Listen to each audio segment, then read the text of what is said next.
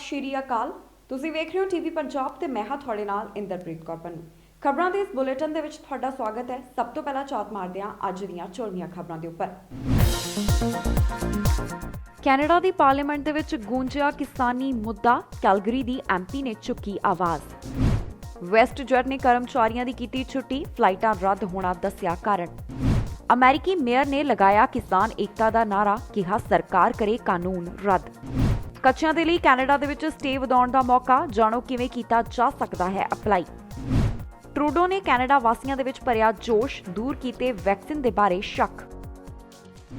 Canada ਦੀ parliament ਦੇ ਵਿੱਚ ਇੱਕ ਵਾਰ ਫਿਰ ਤੋਂ ਕਿਸਾਨੀ ਮੁੱਦਾ ਗੂੰਜਿਆ। ਇਹ ਆਵਾਜ਼ ਚੁੱਕੀ ਹੈ ਕੈਲਗਰੀ ਦੀ ਮੈਂਬਰ ਪਾਰਲੀਮੈਂਟ ਦੇ ਵੱਲੋਂ। ਉਹਨਾਂ ਜੋ ਆਨਲਾਈਨ ਸੈਸ਼ਨ ਚੱਲਿਆ ਪਾਰਲੀਮੈਂਟ ਦਾ, ਇਸ ਵਿੱਚ ਬੋਲਦਿਆਂ ਕਿਹਾ ਕਿ ਕਈ ਮਹੀਨਿਆਂ ਤੋਂ ਭਾਰਤ ਦੇ ਕਿਸਾਨ ਆਪਣੇ ਹੱਕਾਂ ਦੀ ਲੜਾਈ ਲੜ ਰਹੇ ਹਨ, ਪਰ ਖਬਰਾਂ ਅਜਿਹੀਆਂ ਸਾਹਮਣੇ ਆ ਰਹੀਆਂ ਹਨ ਕਿ ਇੱਥੇ ਇੰਟਰਨੈਟ ਸੇਵਾਵਾਂ ਨੂੰ ਬੰਦ ਕਰ ਦਿੱਤਾ ਗਿਆ ਹੈ। ਦੂਸਰੇ ਪਾਸੇ ਕਿਸਾਨਾਂ ਨੂੰ ਸ਼ਾਂਤਮਈ ਤਰੀਕੇ ਦੇ ਨਾਲ ਪ੍ਰੋਟੈਸਟ ਕਰਨ ਨਹੀਂ ਦਿੱਤਾ ਜਾ ਰਿਹਾ। ਕੈਨੇਡਾ ਦੀ ਪਾਰਲੀਮੈਂਟ ਦੇ ਵਿੱਚ ਇੱਕ ਵਾਰ ਫਿਰ ਤੋਂ ਕਿਸਾਨੀ ਮੁੱਦਾ ਗੂੰਜਿਆ। ਇਸ ਵਾਰ ਇੱਥੇ ਕਿਸਾਨਾਂ ਦੇ ਲਈ ਕੈਲਗਰੀ ਸਕਾਈ ਵਿਊ ਦੀ ਐਮਪੀ ਜੈਕ ਸਹੋਤਾ ਨੇ ਆਵਾਜ਼ ਚੁੱਕੀ ਹੈ। ਪਾਰਲੀਮੈਂਟ ਦੇ ਆਨਲਾਈਨ ਸੈਸ਼ਨ ਦੇ ਵਿੱਚ ਬੋਲਦਿਆਂ ਉਹਨਾਂ ਦੱਸਿਆ ਕਿ ਕਈ ਮਹੀਨਿਆਂ ਤੋਂ ਭਾਰਤ ਦੇ ਕਿਸਾਨ ਖੇਤੀ ਕਾਨੂੰਨਾਂ ਦੇ ਖਿਲਾਫ ਪ੍ਰਦਰਸ਼ਨ ਕਰ ਰਹੇ ਹਨ, ਪਰ ਉੱਥੋਂ ਕਈ ਤਰ੍ਹਾਂ ਦੀਆਂ ਖਬਰਾਂ ਸਾਹਮਣੇ ਆ ਰਹੀਆਂ ਹਨ। ਇੰਟਰਨੈਟ ਸੇਵਾਵਾਂ ਬੰਦ ਕਰ ਦਿੱਤੀਆਂ ਗਈਆਂ ਨੇ ਤੇ ਉਹਨਾਂ ਦੇ ਰਾਈਟਸ ਦੀ ਵਾਇਓਲੇਸ਼ਨ ਕੀਤੀ ਜਾ ਰਹੀ ਹੈ। ਉਹਨਾਂ ਦੱਸਿਆ ਕਿ ਭਾਰਤ ਇੱਕ ਡੈਮੋਕ੍ਰੈਟਿਕ ਕੰਟਰੀ ਹੈ ਤੇ ਇੱਥੇ ਇੱਕ ਬੇਸਿਕ ਫੰਡਾਮੈਂਟਲ ਰਾਈਟ ਹੁੰਦਾ ਹੈ ਸ਼ਾਂਤਮਈ ਤਰੀਕੇ ਦੇ ਨਾਲ ਪ੍ਰਦਰਸ਼ਨ ਕਰਨ ਦਾ, ਜਿਸ ਤੋਂ ਉਹਨਾਂ ਨੂੰ ਰੋਕਿਆ ਜਾ ਰਿਹਾ ਹੈ। ਇਹਨਾਂ ਵਿਚਾਰਾਂ ਦੀ ਸਾਂਝ ਉਹਨਾਂ ਵੱਲੋਂ ਪਾਰਲੀਮੈਂਟ ਦੇ ਆਨਲਾਈਨ ਸੈਸ਼ਨ ਦੇ ਵਿੱਚ ਪਾਈ ਗਈ। ਦੱਸਦੀਏ ਕਿ ਲਗਾਤਾਰ ਵਿਦੇਸ਼ਾਂ ਦੀ ਧਰਤੀ ਦੇ ਉੱਪਰ ਕਿਸਾਨਾਂ ਦੇ ਲਈ ਆਵਾਜ਼ ਬੁਲੰਦ ਕੀਤੀ ਜਾ ਰਹੀ ਹੈ ਤੇ ਸਰਕਾਰ ਨੂੰ ਲਗਾਤਾਰ ਇਹੀ ਅਪੀਲ ਕੀਤੀ ਜਾ ਰਹੀ ਹੈ ਕਿ ਕਿਸਾਨਾਂ ਨੂੰ ਸ਼ਾਂਤਮਈ ਪ੍ਰਦਰਸ਼ਨ ਕਰਨ ਦਿੱਤਾ ਜਾਵੇ ਤੇ ਨਾਲ ਦੀ ਨਾਲ ਇਹਨਾਂ ਖੇਤੀ ਕਾਨੂੰਨਾਂ ਨੂੰ ਵੀ ਰੱਦ ਕੀਤਾ ਜਾਵੇ ਜਿਨ੍ਹਾਂ ਦੇ ਖਿਲਾਫ ਭਾਰਤ ਦੇ ਕਿਸਾਨ ਪ੍ਰਦਰਸ਼ਨ ਕਰ ਰਹੇ ਹਨ। Mr. Speaker, over the past several months, farmers in India have been protesting their government. There are reports of allegations of increased violence and suppression tactics, including electricity, internet, and water supplies being cut off, and various human rights violations. Farmers are the backbone of the country. Without them, our cities don't have food. Mr. Speaker, I and constituents of Calgary Skyview are deeply troubled and concerned about these reports alleging violence and suppression of lawfully abiding protesters. As Canadians, we believe that a fundamental right in a democracy is the right to protest one's government. Mr. Speaker, when I rose on November 30th, this government said it was deeply concerned and had raised the issue to the Indian government. As the tensions have risen, Canadians in my riding are calling on their government to stand up for the farmers' basic right to protest without fear of persecution based on race, religion, or ethnicity. Thank you, Mr. Speaker. America ਦੇ ਕਈ mayor ਕਿਸਾਨਾਂ ਦੇ ਬਾਰੇ ਵਿੱਚ ਬੋਲਦੇ ਨਜ਼ਰ ਆ ਰਹੇ ਹਨ, ਜਾਣੀ ਕਿ ਇਸ ਅੰਦੋਲਨ ਨੂੰ ਜੋ ਕਿਸਾਨਾਂ ਵੱਲੋਂ ਕੀਤਾ ਜਾ ਰਿਹਾ ਹੈ ਉਸ ਨੂੰ ਸਪੋਰਟ ਕਰਦੇ ਦਿਖਾਈ ਦੇ ਰਹੇ ਹਨ। ਹੁਣ ਜੋ ਬੇਕਰਸਫੀਲਡ ਕੈਲੀਫੋਰਨੀਆ ਦੀ ਮੇਅਰ ਹੈ ਉਸ ਵੱਲੋਂ ਵੀ ਆਪਣੀ ਆਵਾਜ਼ ਬੁਲੰਦ ਕੀਤੀ ਗਈ ਹੈ ਕਿਸਾਨਾਂ ਦੇ ਬਾਰੇ ਵਿੱਚ, ਜਿੱਥੇ ਕਿਸਾਨ ਏਕਤਾ ਦਾ ਨਾਅਰਾ ਉਹਨਾਂ ਨੇ ਲਗਾਇਆ। ਇਸ ਦੌਰਾਨ ਬੋਲਦਿਆਂ ਉਹਨਾਂ ਨੇ ਕਿਹਾ ਕਿ ਮੈਂ ਖੁਦ ਭਾਰਤ ਦੇ ਨਾਲ ਸੰਬੰਧ ਰੱਖਦੀ ਹਾਂ, ਮੇਰਾ ਜਨਮ ਉੱਥੇ ਹੋਇਆ ਤੇ ਮੈਨੂੰ ਦੁੱਖ ਹੁੰਦਾ ਹੈ ਜੋ ਤਸਵੀਰਾਂ ਉੱਥੋਂ ਸਾਹਮਣੇ ਆ ਰਹੀਆਂ ਹਨ, ਕਿਉਂਕਿ ਬੇਕਰਸਫੀਲਡ ਦੇ ਵਿੱਚ ਬਹੁਤ ਸਾਰੇ ਕਿਸਾਨ ਹਨ ਤੇ ਉਹਨਾਂ ਨੂੰ ਪਤਾ ਹੈ ਕਿ ਕਿਸਾਨੀ ਦਾ ਕੀ ਦੁੱਖ ਦਰਦ ਹੈ। ਨਾਲ ਹੀ ਭਾਰਤ ਸਰਕਾਰ ਤੋਂ ਉਹਨਾਂ ਨੇ ਅਪੀਲ ਕੀਤੀ ਹੈ ਕਿ ਜੋ ਖੇਤੀਬਾੜੀ ਦੇ ਨਾਲ ਸੰਬੰਧਿਤ ਕਾਨੂੰਨ ਲਿਆਂਦੇ ਗਏ ਉਹਨਾਂ ਨੂੰ ਰੱਦ ਕੀਤਾ ਜਾਵੇ। ਅਮਰੀਕਾ ਦੇ ਕਈ ਮੇਅਰ ਕਿਸਾਨਾਂ ਦੇ ਹੱਕ ਦੇ ਵਿੱਚ ਬੋਲਦੇ ਨਜ਼ਰ ਆ ਰਹੇ ਹਨ। ਅਜਿਹੇ ਵਿੱਚ ਇੱਕ ਨਾਮ ਸ਼ਾਮਿਲ ਹੋ ਗਿਆ ਹੈ ਕੈਲੀਫੋਰਨੀਆ ਦੇ ਬੇਕਰਸਫੀਲਡ ਦੀ ਮੇਅਰ ਕੈਰਨ ਗੋ ਦਾ, ਜਿਨ੍ਹਾਂ ਨੇ ਕਿਸਾਨੀ ਏਕਤਾ ਦਾ ਨਾਅਰਾ ਲਗਾਇਆ। ਕੈਰਨ ਵੱਲੋਂ ਟਵਿੱਟਰ ਦੇ ਉੱਪਰ ਇੱਕ ਵੀਡੀਓ ਸਾਂਝੀ ਕੀਤੀ ਗਈ ਜਿਸ ਵਿੱਚ ਉਹਨਾਂ ਦੱਸਿਆ ਕਿ ਉਸ ਦਾ ਜਨਮ ਭਾਰਤ ਦੇ ਵਿੱਚ ਹੋਇਆ। ਉਹ ਭਾਰਤੀ ਪਰਿਵਾਰ ਦੇ ਨਾਲ ਸੰਬੰਧ ਰੱਖਦੀ ਹੈ। ਉਸ ਨੂੰ ਫਿਕਰ ਹੈ ਜੋ ਭਾਰਤ ਦੇ ਵਿੱਚ ਇਸ ਸਮੇਂ ਹੋ ਰਿਹਾ ਹੈ। ਉਸਨੇ ਕਿਹਾ ਕਿ ਬੇਕਰਸਫੀਲਡ ਦੇ ਵਿੱਚ ਵੀ ਕਿਸਾਨ ਵੱਡੀ ਗਿਣਤੀ ਦੇ ਵਿੱਚ ਰਹਿੰਦੇ ਹਨ। ਅਜਿਹੇ 'ਚ ਉਹਨਾਂ ਨੂੰ ਕਿਸਾਨਾਂ ਦੀਆਂ ਮੁਸ਼ਕਿਲਾਂ ਦੇ ਬਾਰੇ ਚੰਗੀ ਤਰ੍ਹਾਂ ਪਤਾ ਹੈ। ਆਪਣੀ ਵੀਡੀਓ ਦੇ ਵਿੱਚ ਉਹਨਾਂ ਨੇ ਭਾਰਤ ਸਰਕਾਰ ਨੂੰ ਅਪੀਲ ਕੀਤੀ ਕਿ ਦਿੱਲੀ ਦੇ ਵਿੱਚ ਕਿਸਾਨ ਜੋ ਆਪਣਾ ਪ੍ਰੋਟੈਸਟ ਕਰ ਰਹੇ ਹਨ ਉਹਨਾਂ ਨੂੰ ਸ਼ਾਂਤਮਈ ਪ੍ਰਦਰਸ਼ਨ ਜਾਰੀ ਰੱਖੇ ਜਾਣ ਦੀ ਇਜਾਜ਼ਤ ਦਿੱਤੀ ਜਾਵੇ। ਨਾਲ ਹੀ ਉਹਨਾਂ ਭਾਰਤ ਸਰਕਾਰ ਤੋਂ ਇਹ ਵੀ ਮੰਗ ਕੀਤੀ ਕਿ ਖੇਤੀਬਾੜੀ ਦੇ ਨਾਲ ਸੰਬੰਧਿਤ ਜੋ 3 ਕਾਨੂੰਨ ਲਿਆਂਦੇ ਗਏ ਨੇ ਉਹਨਾਂ ਨੂੰ ਰੱਦ ਕੀਤਾ ਜਾਵੇ। ਦੱਸ ਦਈਏ ਕਿ ਲਗਾਤਾਰ ਭਾਰਤ ਦੇ ਕਿਸਾਨਾਂ ਨੂੰ ਅੰਤਰਰਾਸ਼ਟਰੀ ਪੱਧਰ ਤੇ ਸਪੋਰਟ ਮਿਲਦੀ ਦਿਖਾਈ ਦੇ ਰਹੀ ਹੈ। ਪਿਛਲੇ ਦਿਨੀ ਹੋਰ ਵੀ ਅਮਰੀਕਾ ਦੇ ਕਈ ਮੇਅਰਸ ਵੱਲੋਂ ਕਿਸਾਨੀ ਹੱਕ ਦੇ ਵਿੱਚ ਆਪਣੀ ਸਪੋਰਟ ਦਰਸਾਈ ਗਈ ਸੀ। ਸੋ ਆਓ ਤੁਹਾਨੂੰ ਸੁਣਾਉਂਦੇ ਹਾਂ ਕਿ ਕੈਰਨ ਨੇ ਵੀਡੀਓ ਦੇ ਵਿੱਚ ਹੋਰ ਕੀ ਕਿਹਾ। Hello, farmers in India. My name is Karen Go. I am the mayor of the city of Bakersfield, located in the state of California in the United States. I was born in India. As a daughter of India, I am very concerned about the farmers in my home country. Farmers in India, I stand in solidarity with you. Bakersfield is a farming community. We understand how valuable farmers are. Farmers, you are our annadas. You feed the world. I urge the Indian government to let farmers peacefully protest, and I urge the Indian government to repeal unjust farming laws. Kisan Ekta Zindabad. Canada ਦੇ ਵੱਖ-ਵੱਖ provinces ਦੇ ਵਿੱਚ ਕੋਵਿਡ-19 ਦੇ ਕਰਕੇ ਪਾਬੰਦੀਆਂ ਲਗਾਈਆਂ ਗਈਆਂ। Ontario ਦੇ ਵਿੱਚ ਸਟੇ ਐਟ ਹੋਮ ਦੇ ਆਰਡਰ ਜਾਰੀ ਕੀਤੇ ਗਏ, ਜਿਨ੍ਹਾਂ ਨੂੰ ਬਾਅਦ ਦੇ ਵਿੱਚ ਹੁਣ ਵਧਾਇਆ ਵੀ ਗਿਆ ਹੈ। ਪਰ ਅਜਿਹੇ ਜਿਹੀ ਖਬਰ ਸਾਹਮਣੇ ਆਈ ਹੈ ਕਿ ਇੱਕ ਜੋੜਾ ਜੋ ਡਰਾਈਵ ਦੇ ਉੱਪਰ ਨਿਕਲਿਆ ਤੇ ਰਸਤੇ ਦੇ ਵਿੱਚ ਪੋਕੀਮੋਨ ਗੋ ਗੇਮ ਖੇਡਣ ਲੱਗ ਪਿਆ। ਉਸ ਤੋਂ ਬਾਅਦ ਇਹਨਾਂ ਨੂੰ ਜੁਰਮਾਨਾ ਲਗਾਇਆ ਗਿਆ। $880 ਦੀ ਟਿਕਟ ਪੁਲਿਸ ਵੱਲੋਂ ਇਹਨਾਂ ਨੂੰ ਦਿੱਤੀ ਗਈ। ਪਰ ਜਦੋਂ ਇਸ ਜੋੜੇ ਦੀ ਗੱਲ ਕਰੀਏ, ਉਹਨਾਂ ਨੇ ਆਪਣਾ ਪੱਖ ਰੱਖਿਆ ਹੈ। ਉਹਨਾਂ ਕਿਹਾ ਕਿ ਆਪਣੀ ਵੈਨ ਦੇ ਵਿੱਚ ਬੈਠੇ ਹੋਏ ਸੀ ਤੇ ਉਹਨਾਂ ਨੂੰ ਜੁਰਮਾਨਾ ਲਗਾ ਦਿੱਤਾ ਗਿਆ। ਦੂਜੇ ਪਾਸੇ ਆਫੀਸ਼ੀਅਲਸ ਦਾ ਕਹਿਣਾ ਹੈ ਕਿ ਉਹਨਾਂ ਦਾ ਜੋ ਟ੍ਰਿਪ ਸੀ ਉਹ ਜ਼ਰੂਰੀ ਨਹੀਂ ਸੀ ਤੇ ਉਹਨਾਂ ਵੱਲੋਂ ਨਿਯਮਾਂ ਦਾ ਉਲੰਘਣ ਕੀਤਾ ਗਿਆ, ਜਿਸ ਦੇ ਕਰਕੇ ਉਹਨਾਂ ਨੂੰ ਫਾਈਨ ਲਗਾਇਆ ਗਿਆ। ਓਨਟਾਰੀਓ ਦੇ ਵਿੱਚ ਇੱਕ ਪਾਸੇ ਸਟੇ ਐਟ ਹੋਮ ਦੇ ਨਿਯਮ ਜਾਰੀ ਕੀਤੇ ਗਏ ਹਨ ਅਤੇ ਦੂਜੇ ਪਾਸੇ ਇੱਕ ਜੋੜਾ ਪੋਕੀਮੋਨ ਗੋ ਖੇਡਦਾ ਜਾਣੀ ਕਿ ਗੇਮ ਖੇਡਦਾ ਪਾਇਆ ਗਿਆ। ਇਸ ਕਪਲ ਨੂੰ ਅਜਿਹਾ ਕਰਨ ਦੇ ਉੱਪਰ $880 ਦਾ ਜੁਰਮਾਨਾ ਲਗਾਇਆ ਗਿਆ। ਮੈਥਿਊ ਸਟੀਵਸ ਅਤੇ ਉਸਦੀ ਪਤਨੀ ਡਰਾਈਵ ਤੇ ਗਏ ਸਨ ਅਤੇ ਫਿਰ ਰਸਤੇ ਦੇ ਵਿੱਚ ਰੁਕ ਕੇ ਪੋਕੀਮੋਨ ਗੋ ਖੇਡਣ ਲੱਗ ਪਏ। ਇਹ ਜੋੜਾ ਕਿੰਗਸਵਿਲੇ ਦਾ ਰਹਿਣ ਵਾਲਾ ਹੈ। ਇਹ ਖੁੱਲੀ ਚਰਚ ਪਾਰਕ ਵਿੱਚ ਗੇਮ ਖੇਡਣ ਲੱਗ ਪਏ। ਹੁਣ ਇਹਨਾਂ ਨੂੰ ਅਜਿਹਾ ਕਰਨ ਦੇ ਉੱਪਰ ਜੁਰਮਾਨਾ ਦੇਣਾ ਪਵੇਗਾ। ਆਫੀਸਰਸ ਵੱਲੋਂ ਜਾਣਕਾਰੀ ਦਿੱਤੀ ਗਈ ਹੈ। ਉਹਨਾਂ ਕਿਹਾ ਕਿ ਇਹ ਟ੍ਰਿਪ ਜ਼ਰੂਰੀ ਨਹੀਂ ਸੀ ਜੋ ਇਸ ਜੋੜੇ ਵੱਲੋਂ ਕੀਤਾ ਗਿਆ ਅਤੇ ਉਹਨਾਂ ਵੱਲੋਂ ਨਿਯਮਾਂ ਦਾ ਉਲੰਘਣ ਕਰਨ ਤੇ ਟਿਕਟ ਜਾਰੀ ਕਰ ਦਿੱਤੀ ਗਈ ਹੈ। ਉਧਰ ਸਟੀਵਸ ਨੇ ਕਿਹਾ ਕਿ ਮੈਂ ਹੈਰਾਨ ਹਾਂ ਕਿ ਮੈਨੂੰ ਵੈਨ ਦੇ ਵਿੱਚ ਬੈਠਣ ਤੇ ਹੀ ਜੁਰਮਾਨਾ ਲਗਾਇਆ ਗਿਆ। ਮੈਨੂੰ $750 ਦਾ ਜੁਰਮਾਨਾ ਜਾਣੀ ਕਿ ਟਿਕਟ ਦਿੱਤੀ ਗਈ, ਜਿਸ ਦੀ ਟੈਕਸ ਜੋੜ ਕੇ ਰਕਮ $880 ਬਣਦੀ ਹੈ। ਦੱਸੀਏ ਕਿ ਓਨਟਾਰੀਓ ਦੇ ਵਿੱਚ ਕੋਵਿਡ-19 ਵਾਇਰਸ ਦੇ ਫੈਲਾਅ ਦੇ ਕਾਰਨ ਪਾਬੰਦੀਆਂ ਮੁੜ ਤੋਂ ਲਗਾਈਆਂ ਗਈਆਂ, ਜਿੱਥੇ ਸਟੇ ਐਟ ਹੋਮ ਦੇ ਨਿਯਮ ਲਾਗੂ ਕੀਤੇ ਗਏ ਹਨ ਅਤੇ ਲੋਕਾਂ ਨੂੰ ਬਾਰ-ਬਾਰ ਘਰਾਂ ਦੇ ਵਿੱਚ ਰਹਿਣ ਦੀ ਅਪੀਲ ਕੀਤੀ ਜਾਂਦੀ ਹੈ। ਪਰ ਅਜਿਹੇ ਦੇ ਵਿੱਚ ਬਹੁਤ ਸਾਰੇ ਲੋਕ ਨੇ ਜੋ ਇਹਨਾਂ ਨਿਯਮਾਂ ਦਾ ਉਲੰਘਣ ਕਰਦੇ ਨੇ। ਇਹਨਾਂ ਨਿਯਮਾਂ ਨੂੰ ਤੋੜਨ ਦੇ ਉੱਪਰ ਉਹਨਾਂ ਨੂੰ ਜੁਰਮਾਨਾ ਵੀ ਲਗਾਇਆ ਜਾ ਰਿਹਾ ਹੈ। ਅਜਿਹੇ ਦੇ ਵਿੱਚ ਹੀ ਇਸ ਜੋੜੇ ਵੱਲੋਂ ਵੀ ਕੋਵਿਡ-19 ਦੇ ਕਾਰਨ ਜੋ ਰੈਸਟ੍ਰਿਕਸ਼ਨਸ ਲੱਗੀਆਂ ਉਸ ਦਾ ਉਲੰਘਣ ਕੀਤਾ ਗਿਆ, ਜਿਸ ਦੇ ਕਰਕੇ ਹੁਣ ਇਹਨਾਂ ਦੋਹਾਂ ਨੂੰ ਜੁਰਮਾਨਾ ਦੇਣਾ ਪਵੇਗਾ। ਕੈਨੇਡਾ ਦੀ ਸਰਕਾਰ ਵੱਲੋਂ ਨਾਨ ਐਸੈਂਸ਼ੀਅਲ ਟਰੈਵਲ ਦੇ ਉੱਪਰ ਬੈਨ ਲਗਾਇਆ ਗਿਆ 30 ਅਪ੍ਰੈਲ ਤੱਕ। ਅਜਿਹੇ ਦੇ ਵਿੱਚ 에ਅਰਲਾਈਨਸ ਵੱਲੋਂ ਵੀ ਇਸ ਦਾ ਸਵਾਗਤ ਕੀਤਾ ਗਿਆ। ਵੈਸਟ ਜੈਟ ਵੱਲੋਂ ਇੱਕ ਖਬਰ ਜਾਰੀ ਕੀਤੀ ਗਈ ਹੈ ਕਿ ਕਈ ਕਰਮਚਾਰੀਆਂ ਦੀ ਇੱਥੋਂ ਛੁੱਟੀ ਕੀਤੀ ਗਈ ਹੈ। ਕੈਬਨ ਕਰੂ ਜਿਹੜੇ ਨੇ ਉਹਨਾਂ ਨੂੰ ਹਟਾਇਆ ਗਿਆ ਹੈ। ਇਸ ਦਾ ਕਾਰਨ ਦੱਸਿਆ ਗਿਆ ਹੈ ਕਿ ਜੋ ਫਲਾਈਟਾਂ ਰੱਦ ਹੋਈਆਂ ਹਨ। ਕੈਨੇਡਾ ਵੱਲੋਂ ਕੋਵਿਡ-19 ਦੇ ਕਾਰਨ ਟਰੈਵਲ ਰੈਸਟ੍ਰਿਕਸ਼ਨਸ ਜਾਣੀ ਕਿ ਯਾਤਰਾ ਦੇ ਉੱਪਰ ਪਾਬੰਦੀਆਂ ਲਗਾਈਆਂ ਗਈਆਂ। ਇਸ ਦੇ ਤਹਿਤ ਮੈਕਸੀਕੋ ਅਤੇ ਕੈਰੀਬੀਅਨ ਰੂਟ ਕੈਂਸਲ ਕਰ ਦਿੱਤੇ ਗਏ। ਅਜਿਹੇ ਦੇ ਵਿੱਚ ਵੈਸਟ ਜੈਟ ਵੱਲੋਂ 120 ਕੈਬਨ ਕਰੂ ਨੂੰ ਸ਼ਾਂਤੀ ਕੀਤਾ ਗਿਆ ਹੈ। ਇਸ ਦਾ ਕਾਰਨ ਉਹਨਾਂ ਦੱਸਿਆ ਹੈ ਨਵੀਆਂ ਟਰੈਵਲ ਰੈਸਟ੍ਰਿਕਸ਼ਨਸ। ਇਸ ਦੀ ਜਾਣਕਾਰੀ ਵੈਸਟ ਜੈਟ ਸਪੋਕਸ ਵਿਮਨ ਵੱਲੋਂ ਸਾਂਝੀ ਕੀਤੀ ਗਈ। ਉਹਨਾਂ ਦੱਸਿਆ ਕਿ ਸਾਡੇ ਕੋਲ ਕੋਈ ਵੀ ਵਾਧੂ ਵਰਕ ਫੋਰਸ ਅਨਾਉਂਸ ਕਰਨ ਦੇ ਵਾਸਤੇ ਨਹੀਂ ਹੈ। ਦੱਸੀਏ ਕਿ ਕੋਵਿਡ-19 ਦੇ ਕਰਕੇ ਜੋ ਯਾਤਰਾ ਦੇ ਉੱਪਰ ਪਾਬੰਦੀਆਂ ਲੱਗੀਆਂ ਹਨ ਉਸ ਦਾ ਅਸਰ 에ਅਰਲਾਈਨਸ ਦੇ ਉੱਪਰ ਵੀ ਪੈ ਰਿਹਾ ਹੈ। ਹਾਲ ਹੀ ਦੇ ਵਿੱਚ ਫੈਡਰਲ ਸਰਕਾਰ ਵੱਲੋਂ ਉਡਾਨਾਂ ਦੇ ਉੱਪਰ ਰੋਕ ਲਗਾਈ ਗਈ, ਜਾਣੀ ਕਿ ਨਾਨ ਐਸੈਂਸ਼ੀਅਲ ਟਰੈਵਲ ਤੇ ਬੈਨ ਲਗਾਇਆ ਗਿਆ, ਜਿਸ ਦੇ ਕਾਰਨ ਕਈ 에ਅਰਲਾਈਨਸ ਨੇ ਇਸ ਦਾ ਸਵਾਗਤ ਕੀਤਾ ਤੇ ਉਹਨਾਂ ਨੇ ਰੂਟਸ ਰੱਦ ਕਰਨ ਦੇ ਉੱਪਰ ਆਪਣੀ ਸਹਿਮਤੀ ਪ੍ਰਗਟਾਈ। ਇਹਨਾਂ ਉਡਾਨਾਂ ਨੂੰ 30 ਅਪ੍ਰੈਲ ਤੱਕ ਬੰਦ ਕੀਤਾ ਗਿਆ ਹੈ। ਇਹਨਾਂ ਨਵੇਂ ਨਿਯਮਾਂ ਦੇ ਵਿੱਚ ਹੋਟਲ ਕੁਆਰੰਟੀਨ ਨੂੰ ਵੀ ਸ਼ਾਮਲ ਕੀਤਾ ਗਿਆ ਹੈ ਤਾਂ ਕਿ ਕੋਵਿਡ-19 ਵਾਇਰਸ ਦੇ ਫੈਲਾਅ ਨੂੰ ਕੈਨੇਡਾ ਦੇ ਵਿੱਚ ਰੋਕਿਆ ਜਾ ਸਕੇ।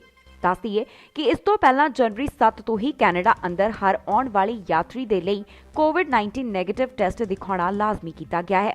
ਅਜਿਹੇ 'ਚ ਜਦੋਂ ਫੈਡਰਲ ਸਰਕਾਰ ਨੇ ਇਹਨਾਂ ਨਿਯਮਾਂ ਦਾ ਐਲਾਨ ਕੀਤਾ ਸੀ ਤਾਂ 에ਅਰਲਾਈਨਸ ਵੱਲੋਂ ਚਿੱਠੀ ਲਿਖੀ ਗਈ ਸੀ ਸਰਕਾਰ ਨੂੰ, ਜਿਸ ਵਿੱਚ ਉਹਨਾਂ ਕਿਹਾ ਸੀ ਕਿ ਇਸ ਦਾ ਅਸਰ 에ਅਰਲਾਈਨਸ ਦੇ ਉੱਪਰ ਪਏਗਾ ਕਿਉਂਕਿ ਪਹਿਲਾਂ ਹੀ 에ਅਰਲਾਈਨਸ ਘਾਟੇ ਦੇ ਵਿੱਚ ਨੇ। ਤੇ ਜਦੋਂ ਨਵੇਂ ਨਿਯਮਾਂ ਨੂੰ ਲਾਗੂ ਕੀਤਾ ਜਾਵੇਗਾ ਤਾਂ ਫਿਰ ਲੋਕ ਉਤਸ਼ਾਹਿਤ ਹੋ ਕੇ ਟਰੈਵਲ ਨਹੀਂ ਕਰਨਗੇ। ਪਰ ਬਾਅਦ ਦੇ ਵਿੱਚ ਕੈਨੇਡਾ ਦੇ ਅੰਦਰ ਕੋਵਿਡ-19 ਦੇ ਹਾਲਾਤਾਂ ਨੂੰ ਦੇਖਦਿਆਂ ਤੇ ਨਾਲ ਦੀ ਨਾਲ ਕਰੋਨਾ ਵਾਇਰਸ ਦੇ ਨਵੇਂ ਰੂਪ ਦੇ ਫੈਲਾਅ ਨੂੰ ਰੋਕਣ ਦੇ ਲਈ ਕੈਨੇਡਾ ਨੇ ਫੈਸਲਾ ਕੀਤਾ ਕਿ ਉਡਾਨਾਂ ਦੇ ਉੱਪਰ ਰੋਕ ਲਗਾਈ ਜਾਏਗੀ, ਜੋ ਕਿ ਨਾਨ ਐਸੈਂਸ਼ੀਅਲ ਯਾਤਰਾ ਹੈ। ਪ੍ਰਧਾਨ ਮੰਤਰੀ ਜਸਟਿਨ ਟਰੂਡੋ ਵੱਲੋਂ ਪ੍ਰੈਸ ਕਾਨਫਰੰਸ ਦੇ ਵਿੱਚ ਕੈਨੇਡੀਅਨਸ ਨੂੰ ਸੰਬੋਧਿਤ ਕਰਦਿਆਂ ਉਹਨਾਂ ਨੂੰ ਵੈਕਸੀਨੇਸ਼ਨ ਦੇ ਬਾਰੇ ਵਿੱਚ ਜਾਣਕਾਰੀ ਦਿੱਤੀ ਹੈ।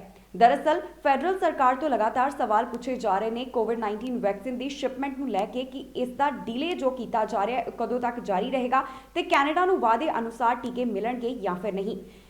ਕੈਨੇਡਾ ਦੇ ਵਿੱਚ ਰਹਿਣ ਵਾਲਿਆਂ 'ਚ ਜੋਸ਼ ਭਰਿਆ ਜਸਟਿਨ ਟਰੂਡੋ ਨੇ ਹੌਸਲਾ ਅਫਜ਼ਾਈ ਕਰਦੇ ਹੋਏ ਨਜ਼ਰ ਆਏ ਨੇ। ਉਹਨਾਂ ਦੱਸਿਆ ਹੈ ਕਿ ਜੋ ਦੋਹਾਂ ਟੀਕਿਆਂ ਦੇ CEO ਹਨ ਉਹਨਾਂ ਦੇ ਨਾਲ ਹਰ ਹਫ਼ਤੇ ਉਹਨਾਂ ਦੀ ਗੱਲ ਹੋ ਰਹੀ ਹੈ। ਉਹਨਾਂ ਕਿਹਾ ਹੈ ਕਿ ਮਾਰਚ ਦੇ ਆਖਿਰ ਤੱਕ ਕੈਨੇਡਾ ਨੂੰ 6 ਮਿਲੀਅਨ ਡੋਜ਼ਸ ਕਰੋਨਾ ਵੈਕਸੀਨ ਦੀਆਂ ਦੇ ਦਿੱਤੀਆਂ ਜਾਣਗੀਆਂ। ਪ੍ਰਧਾਨ ਮੰਤਰੀ ਜਸਟਿਨ ਟਰੂਡੋ ਵੱਲੋਂ ਪ੍ਰੈਸ ਕਾਨਫਰੰਸ ਦੇ ਦੌਰਾਨ तमाम ਕੈਨੇਡੀਅਨਸ ਦਾ ਹੌਸਲਾ ਵਧਾਇਆ ਗਿਆ, ਜਿਨ੍ਹਾਂ ਦੇ ਮਨਾਂ ਦੇ ਵਿੱਚ ਵੈਕਸੀਨ ਨੂੰ ਲੈ ਕੇ ਕਈ ਤਰ੍ਹਾਂ ਦੇ ਸਵਾਲ ਹਨ। ਦੱਸੀਏ ਕਿ ਮੋਡਰਨਾ ਤੇ ਫਾਈਜ਼ਰ ਵੱਲੋਂ ਆਪਣੀ ਟੀਕਿਆਂ ਦੀ ਸ਼ਿਪਮੈਂਟ ਦੇ ਵਿੱਚ ਡਿਲੇ ਕੀਤਾ ਗਿਆ ਹੈ, ਜਿਸ ਦੇ ਕਰਕੇ ਹੁਣ ਲਗਾਤਾਰ ਇਹ ਸਵਾਲ ਫੈਡਰਲ ਸਰਕਾਰ ਤੋਂ ਪੁੱਛੇ ਜਾ ਰਹੇ ਹਨ ਕਿ ਕੈਨੇਡਾ ਨੂੰ ਮਾਰਚ ਮਹੀਨੇ ਤੱਕ ਵਾਅਦੇ ਅਨੁਸਾਰ ਵੈਕਸੀਨ ਮਿਲੇਗੀ ਜਾਂ ਫਿਰ ਨਹੀਂ। ਇਸ ਦੇ ਉੱਪਰ ਪ੍ਰਧਾਨ ਮੰਤਰੀ ਜਸਟਿਨ ਟਰੂਡੋ ਨੇ ਬੋਲਦਿਆਂ ਕਿਹਾ ਕਿ ਉਹ ਪਹਿਲਾਂ ਹੀ ਇਸ ਵਾਸਤੇ ਤਿਆਰ ਸੀ ਕਿ ਵੈਕਸੀਨ ਦੇ ਵਿੱਚ ਸ਼ਾਰਟ ਟਰਮ ਡਿਲੇ ਹੋ ਸਕਦੇ ਹਨ। ਉਹਨਾਂ ਕਿਹਾ ਕਿ ਜਿਸ ਤਰ੍ਹਾਂ ਨਵੰਬਰ ਮਹੀਨੇ ਦੇ ਵਿੱਚ ਪ੍ਰੈਡਿਕਟ ਕੀਤਾ ਗਿਆ ਸੀ ਕਿ ਕੈਨੇਡਾ ਦੇ ਕੋਲ ਮਾਰਚ ਮਹੀਨੇ ਦੇ ਆਖਿਰ ਤੱਕ ਮੋਡਰਨਾ ਤੇ ਫਾਈਜ਼ਰ ਦੀਆਂ 6 ਮਿਲੀਅਨ ਡੋਜ਼ਸ ਹੋਣਗੀਆਂ, ਠੀਕ ਉਸੇ ਤਰ੍ਹਾਂ ਹੀ ਹੋਵੇਗਾ। ਕੈਨੇਡਾ ਨੂੰ ਮਾਰਚ ਮਹੀਨੇ ਦੇ ਆਖਿਰ ਤੱਕ ਦੋਨਾਂ ਟੀਕਿਆਂ ਦੀਆਂ 6 ਮਿਲੀਅਨ ਡੋਜ਼ਸ ਪਹੁੰਚ ਜਾਣਗੀਆਂ। ਉਹਨਾਂ ਕਿਹਾ ਕਿ ਦੋਨੇ ਕੰਪਨੀਆਂ ਦੇ CEO ਦੇ ਨਾਲ ਹਰ ਹਫ਼ਤੇ ਉਹਨਾਂ ਦੀ ਗੱਲਬਾਤ ਹੁੰਦੀ ਹੈ, ਜਿਸ ਦੇ ਵਿੱਚ ਉਹਨਾਂ ਨੇ ਵਿਸ਼ਵਾਸ ਦਿਵਾਇਆ ਹੈ ਕਿ ਕੈਨੇਡਾ ਨੂੰ ਉਹਨਾਂ ਦੀਆਂ ਡੋਜ਼ਸ ਪਹੁੰਚ ਜਾਣਗੀਆਂ। ਆਓ ਤੁਹਾਨੂੰ ਸੁਣਾਉਂਦੇ ਹਾਂ ਕਿ ਪ੍ਰਧਾਨ ਮੰਤਰੀ ਟਰੂਡੋ ਵੱਲੋਂ ਹੋਰ ਕੀ ਕਿਹਾ ਗਿਆ। We all want to be done with this pandemic as soon as possible. And that's exactly why we're focused on vaccines. The temporary shipment delays that many countries are facing right now are a hurdle, but they're one that we were ready for. We knew that short-term delays would be a possibility, so we planned accordingly. But I hear it from all Canadians right now. People are worried. People are tired of this pandemic. They want to know when this winter is going to be over. They want to know when they can go back to everything they've done before. They want to know mostly when their grandparents are going to be safe, when the vaccines are going to come. That's why there's a lot of anxiety and there's a lot of noise going on right now. That's why I want to reassure Canadians that we are on track. In late November, we stood before Canadians and we said that we were confident that we were going to get 6 million doses of the Pfizer and Moderna vaccine by Q1 of 2021. That's the first 3 months of 2021, January, February, and March. We are very much on track to getting those 6 million doses of Pfizer and Moderna by the end of March, as we predicted in November. I speak almost every week with the CEOs of these vaccine companies, and they have assured me that they will meet their obligations, their contractual obligations, to deliver 6 million doses to Canadians by the end of March, which means we are still very much on track for 20 million doses in the spring from Pfizer and Moderna, with more vaccine companies in the process of approval right now, and we will get everyone vaccinated by September. ਜੋ Canada ਦੇ ਵਿੱਚ ਕੱਚੇ ਹਨ ਤੇ ਉਹਨਾਂ ਦਾ ਜੋ ਇੱਥੇ stay ਹੈ ਉਹ ਐਕਸਪਾਇਰ ਹੋਣ ਵਾਲਾ ਹੈ, ਇੱਕ ਮੌਕਾ ਉਹਨਾਂ ਨੂੰ ਦਿੱਤਾ ਜਾ ਰਿਹਾ ਹੈ ਕਿ ਆਪਣੇ ਸਟੇ ਨੂੰ ਅੱਗੇ ਵਧਾ ਸਕਦੇ ਹਨ। ਇਸ ਖਬਰ ਦੇ ਵਿੱਚ ਜਾਣਕਾਰੀ ਤੁਹਾਡੇ ਨਾਲ ਸਾਂਝੀ ਕਰਾਂਗੇ ਕਿ ਕੀ ਹੈ ਪੂਰਾ ਪ੍ਰੋਸੈਸ, ਕਿਸ ਤਰ੍ਹਾਂ ਅਪਲਾਈ ਕੀਤਾ ਜਾ ਸਕਦਾ ਹੈ, ਇਸ ਦੇ ਵਾਸਤੇ ਕੀ ਸ਼ਰਤਾਂ ਹਨ। ਇਸ ਦੇ ਲਈ ਵੇਖੋ ਇਹ ਖਬਰ। ਇਹ ਖਬਰ ਕੈਨੇਡਾ ਦੇ ਵਿੱਚ ਜੋ ਕੱਚੇ ਹਨ ਉਹਨਾਂ ਵਾਸਤੇ ਆਈ ਹੈ। ਕੈਨੇਡਾ ਦੇ ਕੱਚੇ ਰੈਜ਼ੀਡੈਂਟਸ ਜੋ ਕੈਨੇਡਾ ਨਹੀਂ ਛੱਡ ਸਕਦੇ ਉਹ ਹੁਣ ਆਪਣੀ ਸਟੇ ਨੂੰ ਵਧਾ ਸਕਦੇ ਹਨ। ਜੀ ਹਾਂ, ਜਿਨ੍ਹਾਂ ਦਾ ਟੈਂਪਰੇਰੀ ਰੈਜ਼ੀਡੈਂਸੀ ਸਟੇਟਸ ਖਤਮ ਹੋਣ ਵਾਲਾ ਹੈ ਉਹਨਾਂ ਕੋਲ ਆਪਣਾ ਸਟੇ ਐਕਸਟੈਂਡ ਕਰਨ ਦਾ ਮੌਕਾ ਹੈ। ਕੋਵਿਡ ਦੀਆਂ ਰੈਸਟ੍ਰਿਕਸ਼ਨਸ ਦੇ ਕਾਰਨ ਜੋ ਕੱਚੇ ਹਨ ਇੱਥੋਂ ਕੈਨੇਡਾ ਛੱਡ ਕੇ ਨਹੀਂ ਜਾ ਸਕਦੇ ਤੇ ਉਹ ਆਪਣੇ ਸਟੇ ਨੂੰ ਵਧਾਉਣ ਦੇ ਲਈ ਐਪਲੀਕੇਸ਼ਨ ਦੇ ਸਕਦੇ ਹਨ। ਹੁਣ ਤੁਹਾਨੂੰ ਦੱਸਦੇ ਹਾਂ ਕਿ ਆਪਣੇ ਸਟੇ ਨੂੰ ਕਿਵੇਂ ਵਧਾਇਆ ਜਾ ਸਕਦਾ ਹੈ ਜਾਣੀ ਕਿ ਇਸ ਦਾ ਕੀ ਪ੍ਰੋਸੈਸ ਹੈ। ਇਸ ਦੇ ਵਾਸਤੇ ਤੁਹਾਨੂੰ immigration, refugees and citizenship Canada ਨੂੰ ਅਰਜ਼ੀ ਦੇਣੀ ਪਵੇਗੀ, ਜਿਸ ਵਿੱਚ ਸਭ ਕੁਝ ਦੱਸਣਾ ਪਵੇਗਾ ਕਿ ਤੁਸੀਂ ਕੈਨੇਡਾ ਕਿਉਂ ਰੁਕਣਾ ਚਾਹੁੰਦੇ ਹੋ। ਇਹ ਐਪਲੀਕੇਸ਼ਨ ਆਨਲਾਈਨ ਜਮ੍ਹਾਂ ਹੋਵੇਗੀ। ਤੁਹਾਨੂੰ ਬਾਇਓਮੈਟ੍ਰਿਕਸ ਫੀਸ ਦੇਣੀ ਪਵੇਗੀ। ਯਾਦ ਰਹੇ ਕਿ IRCC ਨੇ ਕਿਹਾ ਹੈ ਕਿ ਸਟੇਟਸ ਐਕਸਪਾਇਰ ਜਾਣੀ ਕਿ ਖਤਮ ਹੋਣ ਤੋਂ ਪਹਿਲਾਂ ਹੀ ਅਪਲਾਈ ਕੀਤਾ ਜਾਵੇ। ਜਿਨ੍ਹਾਂ ਵੱਲੋਂ ਇਸ ਵਾਸਤੇ ਪਹਿਲਾਂ ਹੀ ਅਪਲਾਈ ਕਰ ਦਿੱਤਾ ਗਿਆ ਹੈ ਉਹਨਾਂ ਨੂੰ ਫਾਇਦਾ ਹੋਵੇਗਾ। ਉਹ ਤਦ ਤੱਕ ਕੈਨੇਡਾ ਦੇ ਵਿੱਚ ਰਹਿਣਗੇ ਜਦ ਤੱਕ ਉਹਨਾਂ ਦੀ ਅਰਜ਼ੀ ਦੇ ਉੱਪਰ ਫੈਸਲਾ ਨਹੀਂ ਆਉਂਦਾ। ਸਟੇਟਸ ਖਤਮ ਹੋਣ ਦੇ 90 ਦਿਨਾਂ ਦੇ ਅੰਦਰ ਰਿਸਟੋਰੇਸ਼ਨ ਦੇ ਲਈ ਐਪਲੀਕੇਸ਼ਨ ਦੇਣੀ ਪੈਂਦੀ ਹੈ, ਜਾਣੀ ਕਿ ਅਪਲਾਈ ਕਰਨਾ ਜ਼ਰੂਰੀ ਹੁੰਦਾ ਹੈ। ਅਪਲਾਈ ਕਰਨ ਵਾਲਾ ਕੈਨੇਡਾ ਦੇ ਵਿੱਚ ਹੋਣਾ ਲਾਜ਼ਮੀ ਹੈ। ਉਸ ਕੋਲ ਵੈਲਿਡ ਟੈਂਪਰੇਰੀ ਸਟੇਟਸ ਹੋਣਾ ਚਾਹੀਦਾ ਹੈ। ਇਸ ਵਾਸਤੇ $200 ਪ੍ਰੋਸੈਸਿੰਗ ਫੀਸ ਵੀ ਹੈ। ਜਦੋਂ ਵੀ ਰਿਕੁਆਇਰਮੈਂਟਸ ਪੂਰੀਆਂ ਹੋ ਜਾਣਗੀਆਂ ਤਾਂ ਫਿਰ ਉਸ ਨੂੰ ਵਿਜ਼ਿਟਰ ਕਾਰਡ ਇਸ਼ੂ ਕੀਤਾ ਜਾਂਦਾ ਹੈ। ਵੱਖ-ਵੱਖ ਦੇਸ਼ਾਂ ਦੇ ਵਿੱਚ ਕੋਵਿਡ-19 ਵੈਕਸੀਨੇਸ਼ਨ ਚੱਲ ਰਹੀ ਹੈ। ਅਜਿਹੇ ਦੇ ਵਿੱਚ ਬਹੁਤ ਖਬਰਾਂ ਆਉਂਦੀਆਂ ਨੇ ਸਾਹਮਣੇ। ਜੋ ਟੀਕਾ ਹੈ ਉਸ ਦਾ ਰਿਐਕਸ਼ਨ ਦੇਖਣ ਨੂੰ ਮਿਲਿਆ। ਇੱਕ ਖਬਰ ਅਮਰੀਕਾ ਤੋਂ ਸਾਹਮਣੇ ਆਈ ਜਿੱਥੇ ਇੱਕ ਔਰਤ ਨੂੰ ਕੋਰੋਨਾ ਦਾ ਟੀਕਾ ਲਗਾਇਆ ਗਿਆ, ਉਸ ਤੋਂ ਬਾਅਦ ਉਸ ਦੀ ਮੌਤ ਹੋ ਗਈ। ਹਾਲਾਂਕਿ ਅਧਿਕਾਰੀਆਂ ਨੇ ਇਸ ਦੇ ਉੱਪਰ ਕਿਹਾ ਹੈ ਕਿ ਉਸ ਦੀ ਮੌਤ ਦੀ ਪੁਸ਼ਟੀ ਨਹੀਂ ਹੋ ਸਕੀ, ਨਹੀਂ ਅਜੇ ਪਤਾ ਲੱਗ ਸਕਿਆ ਕਿ ਇਸ ਦਾ ਅਸਲ ਕਾਰਨ ਕੀ ਹੈ। ਦੁਨੀਆ ਦੇ ਵੱਖ-ਵੱਖ ਦੇਸ਼ਾਂ ਦੇ ਵਿੱਚ ਵੈਕਸੀਨੇਸ਼ਨ ਚੱਲ ਰਹੀ ਹੈ ਤਾਂ ਕਿ ਕੋਵਿਡ-19 ਦੇ ਹਾਲਾਤਾਂ ਨੂੰ ਕਾਬੂ ਦੇ ਵਿੱਚ ਕੀਤਾ ਜਾ ਸਕੇ। ਕਈ ਵਾਰ ਅਜਿਹੇ ਇਸ ਟੀਕੇ ਦੇ ਨਾਲ ਜੁੜੇ ਹੋਏ ਮਾਮਲੇ ਸਾਹਮਣੇ ਆਉਂਦੇ ਨੇ ਜਿੱਥੇ ਟੀਕੇ ਦਾ ਗਲਤ ਅਸਰ ਹੁੰਦਾ ਵੀ ਦਿਖਾਈ ਦਿੰਦਾ ਹੈ। ਅਜਿਹਾ ਇੱਕ ਮਾਮਲਾ ਸਾਹਮਣੇ ਆਇਆ ਕਿ ਕੋਵਿਡ ਵੈਕਸੀਨ ਦੀ ਸ਼ਾਟ ਲਗਾਉਣ ਤੋਂ ਬਾਅਦ ਅਮਰੀਕਾ ਦੇ ਵਿੱਚ ਇੱਕ ਔਰਤ ਦੀ ਮੌਤ ਹੋ ਗਈ। ਇਹ ਔਰਤ US ਦੇ ਵਰਜੀਨੀਆ ਦੇ ਵਿੱਚ ਰਹਿਣ ਵਾਲੀ ਹੈ। ਇਸ ਔਰਤ ਦੀ ਮੌਤ ਕੋਵਿਡ-19 ਫਾਈਜ਼ਰ ਵੈਕਸੀਨ ਲੈਣ ਤੋਂ ਬਾਅਦ ਹੋ ਗਈ। ਅਧਿਕਾਰੀਆਂ ਨੇ ਦੱਸਿਆ ਹੈ ਕਿ ਉਸ ਦੀ ਮੌਤ ਦੇ ਕਾਰਨ ਦੇ ਵਿੱਚ ਵੈਕਸੀਨ ਦੇ ਨਾਲ ਸੰਬੰਧਿਤ ਕੋਈ ਵੀ ਜਾਣਕਾਰੀ ਨਹੀਂ ਮਿਲੀ। ਇਸ ਔਰਤ ਦਾ ਨਾਮ ਡ੍ਰੇਨ ਕੀਜ ਹੈ, ਜਿਸ ਦੀ ਉਮਰ 58 ਸਾਲ ਹੈ। ਇਸਨੇ ਕੋਵਿਡ-19 ਦਾ ਟੀਕਾ ਲਗਵਾਇਆ, ਜਿਸ ਤੋਂ ਬਾਅਦ ਬਿਮਾਰ ਪੈ ਗਈ। ਅਧਿਕਾਰੀਆਂ ਨੇ ਕਿਹਾ ਹੈ ਕਿ ਔਰਤ ਦੀ ਮੌਤ ਨੂੰ ਵੈਕਸੀਨੇਸ਼ਨ ਦੇ ਨਾਲ ਜੋੜਿਆ ਜਾਵੇ। ਅਜਿਹੇ ਕੋਈ ਵੀ ਸਬੂਤ ਨਹੀਂ ਮਿਲੇ। ਹਾਲਾਂਕਿ ਮੌਤ ਦੇ ਕਾਰਨਾਂ ਦਾ ਅਜੇ ਪਤਾ ਨਹੀਂ ਲੱਗਿਆ ਤੇ ਆਫੀਸ਼ੀਅਲਸ ਨੂੰ ਫਿਲਹਾਲ ਕਿਸੇ ਵੀ ਕਾਰਨ ਬਾਰੇ ਪਤਾ ਨਹੀਂ ਲੱਗਿਆ ਜਿਸ ਦੇ ਨਾਲ ਉਸ ਦੀ ਮੌਤ ਹੋਈ ਹੋਵੇ। ਦੱਸਿਆ ਗਿਆ ਹੈ ਕਿ ਕੀਜ਼ ਵੈਕਸੀਨ ਲੈਣ ਤੋਂ ਬਾਅਦ 15 ਮਿੰਟ ਤੱਕ ਕਲੀਨਿਕ ਦੇ ਵਿੱਚ ਰਹੀ, ਪਰ ਉਸ ਦਿਨ ਬਾਅਦ ਦੇ ਵਿੱਚ ਵਾਪਸ ਆਈ। ਸਿਹਤ ਕਮਿਸ਼ਨਰ ਨੇ ਜਾਣਕਾਰੀ ਦਿੱਤੀ ਹੈ ਕਿ ਕੀਜ਼ ਵੈਕਸੀਨ ਦੇ ਨਾਲ ਜੁੜੇ ਕਿਸੇ ਵੀ ਐਲਰਜੀ ਦੇ ਕਾਰਨ ਨਹੀਂ ਮਰੀ। ਸਿਹਤ ਮਾਹਿਰਾਂ ਨੇ ਬਾਰ-ਬਾਰ ਭਰੋਸਾ ਦਿੱਤਾ ਹੈ ਕਿ ਕੋਵਿਡ-19 ਦੇ ਖਿਲਾਫ ਮਨਜ਼ੂਰ ਟੀਕੇ ਪੂਰੀ ਤਰ੍ਹਾਂ ਦੇ ਨਾਲ ਸੁਰੱਖਿਅਤ ਹਨ। ਅਮਰੀਕਾ ਦੇ ਵਿੱਚ 6,31,000 ਦੇ ਕਰੀਬ ਜੂਨ ਮਹੀਨੇ ਤੱਕ ਲੋਕ ਕੋਰੋਨਾ ਦੇ ਕਾਰਨ ਜਾਨ ਗਵਾ ਸਕਦੇ ਹਨ। ਇਹ ਖਬਰ ਸਾਹਮਣੇ ਆਈ ਹੈ। ਦਰਅਸਲ ਅਮਰੀਕਾ ਦੇ ਵਿੱਚ ਅਜੇ ਵੀ ਹਾਲਾਤ ਸੁਧਰਦੇ ਨਜ਼ਰ ਨਹੀਂ ਆ ਰਹੇ ਕੋਰੋਨਾ ਵਾਇਰਸ ਦੇ ਕਾਰਨ ਜੋ ਬਣੇ ਹੋਏ ਨੇ। ਅਜਿਹੇ 'ਚ ਹੁਣ ਟੀਚਾ ਰੱਖਿਆ ਜਾ ਰਿਹਾ ਕਿ ਵੱਧ ਤੋਂ ਵੱਧ ਟੀਕਾ ਲਗਾਇਆ ਜਾਵੇ, ਜਾਣੀ ਕਿ ਵੈਕਸੀਨੇਸ਼ਨ ਪ੍ਰੋਸੈਸ ਨੂੰ ਤੇਜ਼ ਕੀਤਾ ਜਾਵੇ। ਜ਼ਿਆਦਾ ਤੋਂ ਜ਼ਿਆਦਾ ਲੋਕ ਜਦੋਂ ਟੀਕਾ ਲਗਵਾਉਣਗੇ ਤਾਂ ਫਿਰ ਇਸ ਫੈਲਾਅ ਨੂੰ ਰੋਕਿਆ ਜਾ ਸਕਦਾ ਹੈ। ਇੱਕ ਪਾਸੇ ਕੋਰੋਨਾ ਵਾਇਰਸ ਦਾ ਚਿੰਤਾ ਦਾ ਵਿਸ਼ਾ ਸੀ ਹੀ, ਦੂਜੇ ਪਾਸੇ ਜੋ ਵੇਰੀਐਂਟ ਲਗਾਤਾਰ ਫੈਲਦਾ ਜਾ ਰਿਹਾ ਹੈ ਉਸ ਦੇ ਕਰਕੇ ਹੁਣ ਇਹ ਅੰਦਾਜ਼ਾ ਜਾਂ ਫਿਰ ਕਹਿ ਲਈਏ ਕਿ ਇੱਕ ਚੇਤਾਵਨੀ ਜਾਰੀ ਕੀਤੀ ਗਈ ਹੈ। ਅਮਰੀਕਾ ਦੇ ਵਿੱਚ ਕੋਵਿਡ-19 ਦਾ ਅਜੇ ਵੀ ਕਹਿਰ ਦੇਖਣ ਨੂੰ ਮਿਲ ਰਿਹਾ ਹੈ। ਇੱਥੇ ਸਥਿਤੀ ਨੂੰ ਕਾਬੂ ਦੇ ਵਿੱਚ ਕਰਨ ਦੇ ਲਈ ਜੋ ਬਾਈਡਨ ਵੱਲੋਂ ਕਈ ਤਰ੍ਹਾਂ ਦੇ ਕਦਮ ਚੁੱਕੇ ਜਾ ਰਹੇ ਹਨ, ਪਰ ਇੱਕ ਖਬਰ ਹੁਣ ਸਾਹਮਣੇ ਆਈ ਹੈ ਕਿ 1 ਜੂਨ ਤੱਕ ਅਮਰੀਕਾ ਦੇ ਵਿੱਚ ਕੋਰੋਨਾ ਦੇ ਨਾਲ 6,31,000 ਲੋਕਾਂ ਦੀ ਜਾਨ ਜਾ ਸਕਦੀ ਹੈ। ਯੂਨੀਵਰਸਿਟੀ ਆਫ ਵਾਸ਼ਿੰਗਟਨ ਸਥਿਤ ਹੈਲਥ ਮੈਟ੍ਰਿਕਸ ਐਂਡ ਐਵੋਲਿਊਸ਼ਨ ਦਾ ਅੰਦਾਜ਼ਾ ਹੈ ਕਿ 1 ਜੂਨ ਤੱਕ ਅਮਰੀਕਾ ਅੰਦਰ ਕੋਰੋਨਾ ਦੇ ਨਾਲ 6,31,000 ਤੋਂ ਜ਼ਿਆਦਾ ਲੋਕ ਆਪਣੀ ਜਾਨ ਗਵਾ ਸਕਦੇ ਹਨ। ਦੱਸੀਏ ਕਿ ਅਮਰੀਕਾ ਦੇ ਵਿੱਚ ਵੈਕਸੀਨੇਸ਼ਨ ਚੱਲ ਰਹੀ ਹੈ, ਪਰ ਇਸ ਦੀ ਰਫ਼ਤਾਰ ਘੱਟ ਹੈ। ਹੁਣ ਜੋ ਕੋਵਿਡ-19 ਦਾ ਨਵਾਂ ਵੇਰੀਐਂਟ ਕਈ ਦੇਸ਼ਾਂ ਦੇ ਵਿੱਚ ਪੈਰ ਪਸਾਰਦਾ ਜਾ ਰਿਹਾ ਹੈ, ਇਸ ਨੇ ਸਿਹਤ ਮਾਹਿਰਾਂ ਦੀ ਚਿੰਤਾ ਵਧਾ ਦਿੱਤੀ ਹੈ, ਜਿਸ ਦੇ ਕਾਰਨ ਇਹ ਹੁਣ ਡਰ ਹੈ ਕਿ ਜੇਕਰ ਵੈਕਸੀਨੇਸ਼ਨ ਤੇਜ਼ ਨਹੀਂ ਹੁੰਦੀ ਤਾਂ ਫਿਰ ਇਹ ਨਵਾਂ ਵੇਰੀਐਂਟ ਅਮਰੀਕਾ ਦੇ ਵਿੱਚ ਤੇਜ਼ੀ ਦੇ ਨਾਲ ਫੈਲ ਸਕਦਾ ਹੈ। ਦੱਸੀਏ ਕਿ ਅਮਰੀਕਾ ਦੇ ਵਿੱਚ ਹੁਣ ਤੱਕ 4,59,278 ਲੋਕਾਂ ਦੀ ਮੌਤ ਹੋ ਚੁੱਕੀ ਹੈ। 2,68,00,000 ਤੋਂ ਜ਼ਿਆਦਾ ਲੋਕ ਇਨਫੈਕਟਡ ਕੋਰੋਨਾ ਵਾਇਰਸ ਦੇ ਨਾਲ ਹੋ ਚੁੱਕੇ ਹਨ। ਜੇਕਰ ਅਸੀਂ ਇਕੱਲੇ ਜਨਵਰੀ ਮਹੀਨੇ ਦੀ ਗੱਲ ਕਰੀਏ ਤਾਂ ਇਸ ਦੇ ਵਿੱਚ 95,000 ਲੋਕਾਂ ਦੀ ਮੌਤ ਹੋਈ ਹੈ। ਜੇਕਰ ਇੱਥੇ ਸਭ ਤੋਂ ਖਰਾਬ ਸਥਿਤੀ ਦੀ ਗੱਲ ਕੀਤੀ ਜਾਵੇ ਤਾਂ ਮਰਨ ਵਾਲਿਆਂ ਦੀ ਗਿਣਤੀ 7 ਲੱਖ ਤੋਂ ਉੱਪਰ ਹੋ ਸਕਦੀ ਹੈ। ਜੋ ਬਾਈਡਨ ਵੱਲੋਂ ਆਪਣਾ ਅਹੁਦਾ ਸੰਭਾਲਦਿਆਂ ਹੀ ਕੋਰੋਨਾ ਵਾਇਰਸ ਨੂੰ ਕੰਟਰੋਲ ਵਿੱਚ ਕਰਨ ਦੀ ਗੱਲ ਕਹੀ ਗਈ। ਉਹਨਾਂ ਅਮਰੀਕਾ ਦੇ ਵਿੱਚ ਮਾਸਕ ਪਾਉਣਾ ਲਾਜ਼ਮੀ ਕੀਤਾ, ਫਿਜ਼ੀਕਲ ਡਿਸਟੈਂਸਿੰਗ ਦਾ ਖਿਆਲ ਰੱਖਣ ਦਾ ਵੀ ਐਲਾਨ ਉਹਨਾਂ ਵੱਲੋਂ ਕੀਤਾ ਗਿਆ, ਕਿਉਂਕਿ ਜੋ ਬਾਈਡਨ ਦਾ ਮੁੱਖ ਟੀਚਾ ਇਸ ਸਮੇਂ ਵੈਕਸੀਨੇਸ਼ਨ ਦੀ ਰਫ਼ਤਾਰ ਨੂੰ ਤੇਜ਼ ਕਰਨਾ ਤਾਂ ਕਿ ਇੱਥੇ ਜਲਦ ਤੋਂ ਜਲਦ ਸਥਿਤੀ ਨੂੰ ਕਾਬੂ ਦੇ ਵਿੱਚ ਕੀਤਾ ਜਾ ਸਕੇ। ਜੋ ਬਾਈਡਨ ਵੱਲੋਂ ਟਰੰਪ ਬਾਰੇ ਇੱਕ ਫੈਸਲਾ ਕੀਤਾ ਗਿਆ। ਉਹਨਾਂ ਕਿਹਾ ਹੈ ਕਿ ਸਾਬਕਾ ਰਾਸ਼ਟਰਪਤੀ ਡੋਨਾਲਡ ਟਰੰਪ ਨੂੰ ਕੋਈ ਵੀ ਖੁਫੀਆ ਜਾਣਕਾਰੀ ਨਹੀਂ ਦਿੱਤੀ ਜਾਵੇਗੀ।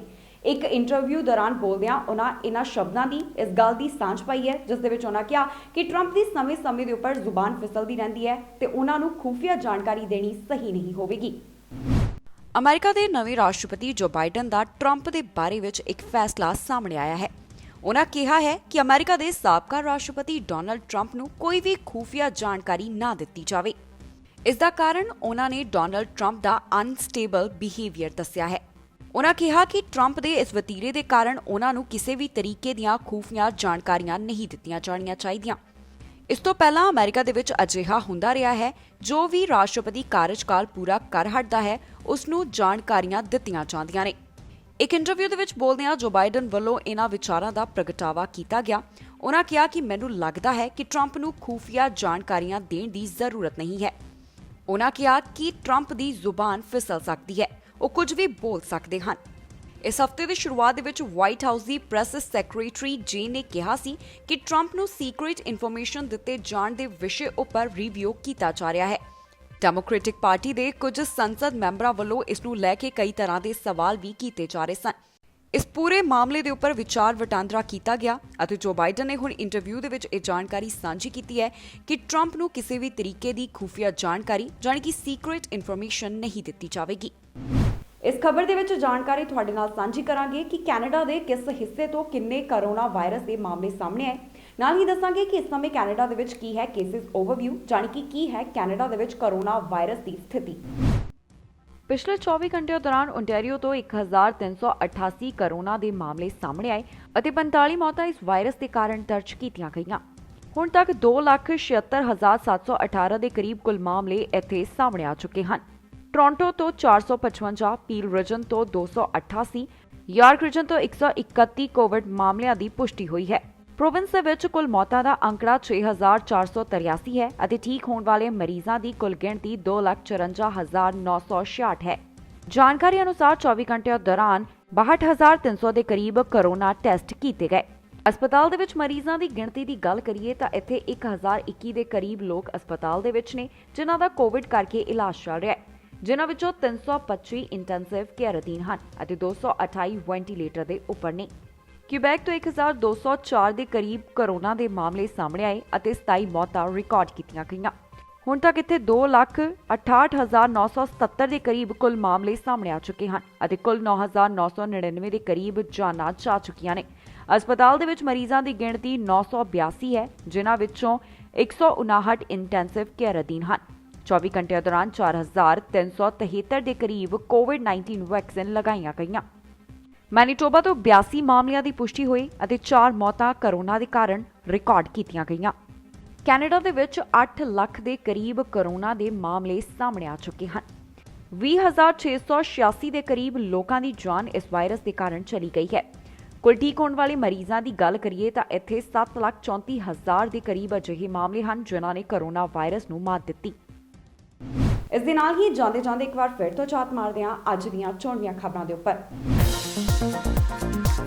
ਕੈਨੇਡਾ ਦੀ ਪਾਰਲੀਮੈਂਟ ਦੇ ਵਿੱਚ ਗੂੰਜਿਆ ਕਿਸਾਨੀ ਮੁੱਦਾ, ਕੈਲਗਰੀ ਦੀ ਐਮਪੀ ਨੇ ਚੁੱਕੀ ਆਵਾਜ਼।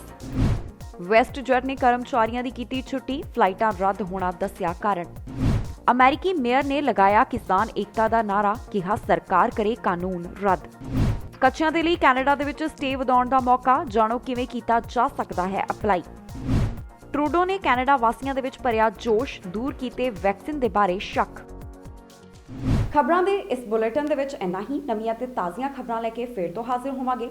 ਫਿਲਹਾਲ ਮੈਨੂੰ ਇੰਦਰਪ੍ਰੀਤ ਕੌਰ ਪੰਨੂ ਨੂੰ ਦਿਓ ਇਜਾਜ਼ਤ ਤੇ ਤੁਸੀਂ ਵੇਖਦੇ ਰਹੋ ਟੀਵੀ ਪੰਜਾਬ।